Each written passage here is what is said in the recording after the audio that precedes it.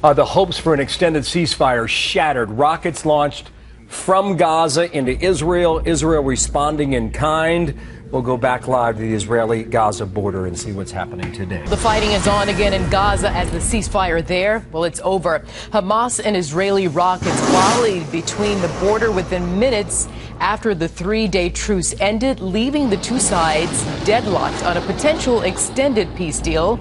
As Israeli Prime Minister Benjamin Netanyahu warns the violence will spread across the globe if terror groups like Hamas are not stopped once and for all. The Middle East is swept by this volatile mix. It's now almost a brush fire of terrorist organizations who are using this tactic, targeting civilians while hiding behind civilians. And we are left absolutely defenseless, and we say you cannot act.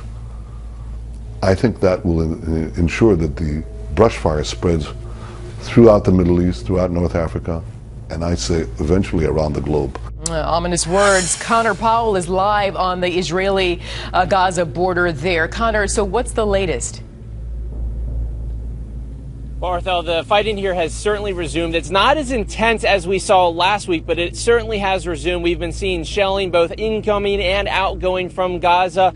Also, the negotiations that were taking place the past 72 hours in Cairo, they have also broken down. As we understand, those talks went through the night, but before that 8 a.m. deadline to extend the ceasefire, Israeli officials left and Hamas began firing rockets from Gaza into Israel, at least 45 or so already today. Now, Israel has begun to strike in Gaza earlier today. We know at least one Palestinian has been killed and 2 Israelis have been injured in the renewed fighting.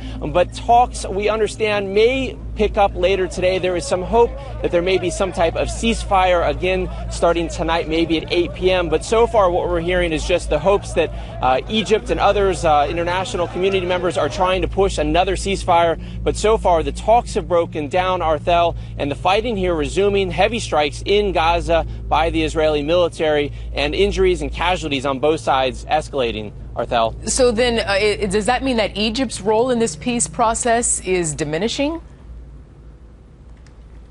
Well, Egypt's playing a central role in this, and it's important to keep in mind that the blockade, which is a central demand by the Hamas and the Palestinians to be removed, is also enforced not only by Israel, but also Egypt. So Egypt has a role to play in this, not only as a negotiator, but also to remove the blockade. Israel has said that they want and they will not negotiate as long as the rockets are firing here. So it's a tough balance right now to try to negotiate some type of deal where the blockade is lifted and the fighting stops. But that's what the negotiators have to work on right now, Arthel. All right, Connor Powell, thank you very much.